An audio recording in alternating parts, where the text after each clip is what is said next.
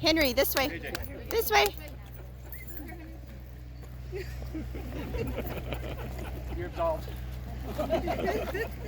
Bless you. Bless you. Bless you. Bless you guys. You get some blessings. Blessings over here.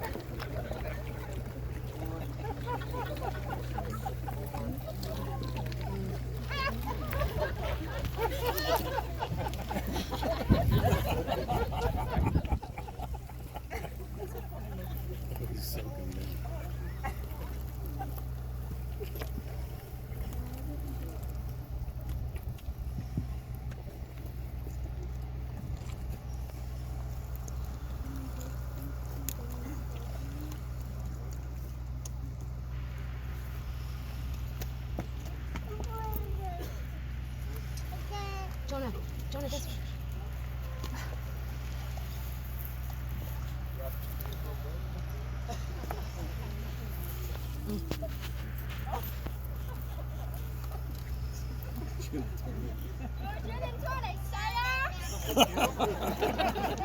I go.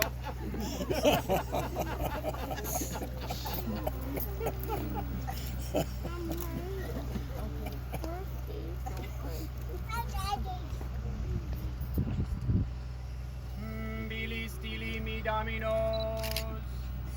My dominoes are now gone.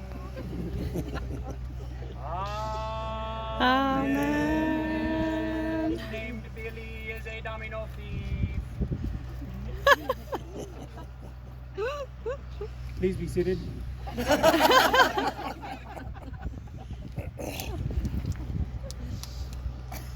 Friends, families, transients, on behalf of James, Douglas, and I, or is it myself? Is it myself or I? Who knows? Kevin, you know the difference. Either one? Me? On behalf of James, Douglas, and me, I would like to say thank you, and so I will, for coming to celebrate the 50th wedding anniversary and the renewing of vows between Richard Carl Brost and Linda Louise Dirty Knees Brost. My name is JJ Brost, and I am the third and least favorite son of Richard and Linda. When I found out about this celebration and ceremony, I thought, how can I become the center of attention? I am the third child after all, and it's kind of what we do. And so I went to the internet, and after a few minutes and $25, I became a legally ordained minister of the Universal, Unilateral, Unicycle Church, sanctioned by the great state of North Montana. 50 years is a really long time. A lot has changed over those 50 years. Previous socially acceptable norms are no longer acceptable. And so in order to not offend anybody here, I must ask you both a question. Richard, do you still identify as a binary male? That's very good. A lot of therapy would have came if he said no. Linda, do you still identify Richard as a fully functioning binary male? I'm impressed and grossed out at the same time. I also took the liberty of asking my three sons, which sounds like a lovely television show, what do you think life was like 50 years ago? Andrew, my oldest and wisest son, said, there was no internet, I bet it was hell. Jonah, my precocious middle child, said, contrary to popular misconceptions, the late 1960s were a time of growing economic prosperity where many young men and women were attending college for the first time in their family's history. While the conflict in Vietnam cast an unfortunate stain on that period, the real downturn occurred in the late 1970s with a serious economic reception. He said reception! It's recession! God, he's silly. Finally, Henry, my youngest and meanest son, said, Dad, I don't know what life was like back then, but is that when you still lived inside Grandpa's testicles? I believe Henry overheard a conversation about the birds and the bees with Andrew and I. And he took some liberties. I apologize for the image. All right. Enough fun and games. Let's get serious here. As you all heard my brother Jimbo mention, this is a very sacred place for our family. This is called Prayer Hill. And just so everybody knows, that's just water and a lime. And it didn't taste nearly as good as it looked. And also, I'm not the least favorite child, so chew on that one for a while. I really do want to thank all of you for coming and gathering on this sacred land. As Jimbo mentioned, my grandfather used to come and pray here almost daily, praying the rosary, asking for rain, blessing his family. And after 4 daughters, he prayed for a son. And then after my Uncle John was born, he stopped praying for sons. Because it's really effective. Here on this hill, we've celebrated life and death. We've mourned. We've rejoiced on special occasions. And now we celebrate a 50th wedding anniversary right here. Lasting 50 years is quite an accomplishment for any couple, but especially for my parents. Mom and Dad, you have endured all of the highs and lows, the tragedies, the challenges, and the frustrations that come with being Jim and Doug's parents. So, yet here you are 50 years later and still going strong. You are truly incredible people, and not just because of your long-lasting marriage, but in ways all of us here have experienced. So, audience, I need your help. How many people here have lived with my parents? Oh my gosh. Pretty good amount. How many people have brought a few or 30 people to their house for an impromptu dinner and it turned into a party? Yeah. That's a pretty good one. How many of you had my mom present at your birth or your child's birth? How many had my dad present? That'd been weird. No conception. How many people here have been the recipients of their simple or great acts of kindness, generosity, and love?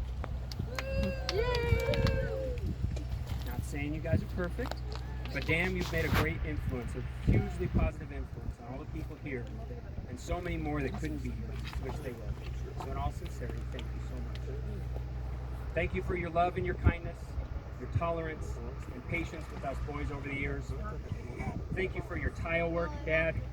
You always did such an incredible job. Mom, thank you for writing most of my papers in school. And the last 3 reports I turned in at work. My boss said it was some of the greatest effort I've done in years. Thank you for filling our home with fun and laughter and stories. Thank you for always being there to help with my projects, Pop. To measure twice and cut wrong once. To help when I moved from state to state and always encourage me to take chances when the opportunities came. Mom, thank you for always answering the phone when I'm in severe panic attack mode.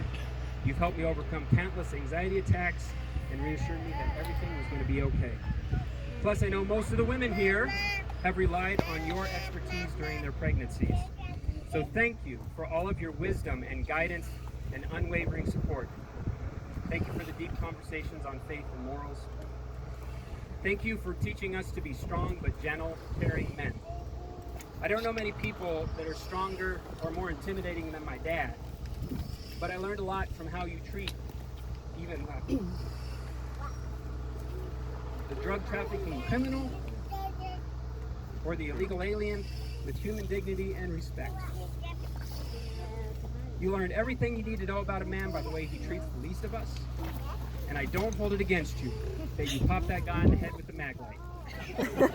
We all know he deserved it for kicking you off that train. It's a great story. Find him later and ask him.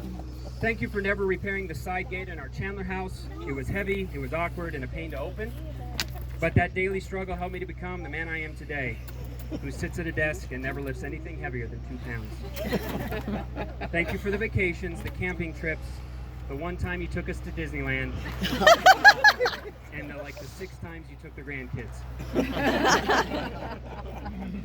I sincerely hope you see in your 3 sons and your 10 grandkids and your 1 great-grandchild a reflection of the incredible people you are. You've taught Jimbo, Doug, and I to be hardworking men of character, integrity, honesty, faith, and love. You've given us role models we all aspire to become. And so in closing, the best compliment I can possibly give you is that I'm trying my best to raise my boys as well as you've raised me. I love you both very much, and I am so stinking proud of you for making it 50 years. I wish you the best in the years to come.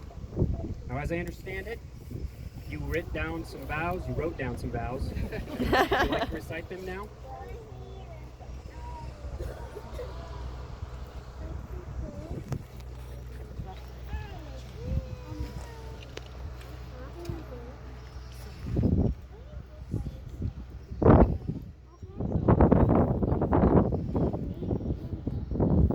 September the 20th, 1969. Closer, Pop. Probably the happiest day of my life. That's the day that I married this beautiful woman.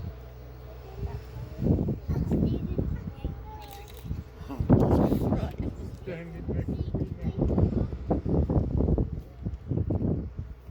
Linda, 50 years, you have given me 3 beautiful babies that have grown up to be fine young men. I cannot thank you enough for helping raise these boys into men they are today. We are truly blessed to have these 3 boys as our sons. You followed me around the country when I've changed jobs, clear to Key West, Florida, which was a very, very tough year. Not only economically, but emotionally, socially, and you never complained. Well, but you kept your spirit up, and with the help of your father and Dennis, Senator Dennis Cassini, we were able to go back there. Linda, you've cared for me when I've been ill. You've lifted my spirits when I've been down.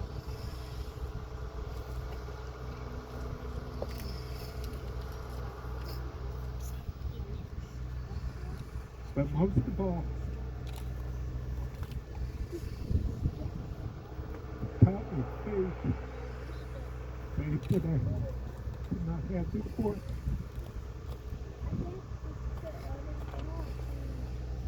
I'm so blessed to have you as my wife, and I look forward to the years to come.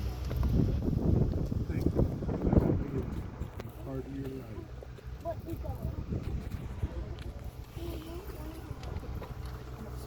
Yes. I will always honor you. I will always cherish you. And I will love you until the day I die.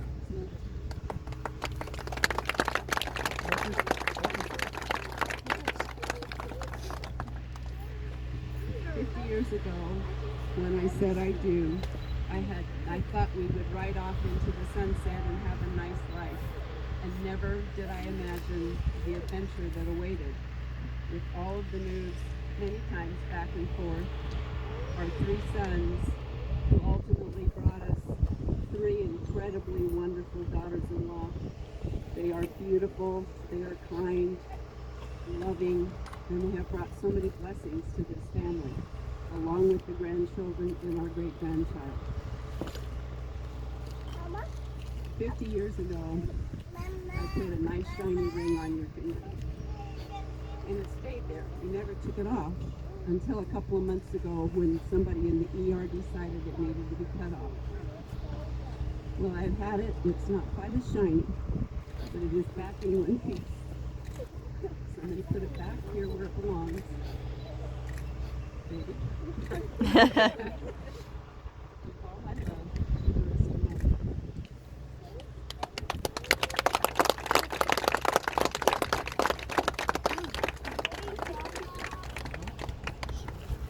All right, so to make it official, I'm legally a minister now. I can do weddings, I can do baptisms and circumcisions, just let me know.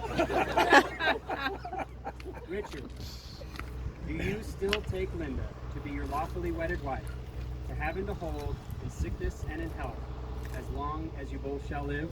I do. Linda, do you still take Richard to be your lawfully wedded husband, to have and to hold in sickness and in health, as long as you both shall live? I do. Then, by the power vested in me by the great state of North Montana, I am so excited to pronounce you still husband and wife. You may kiss your bride.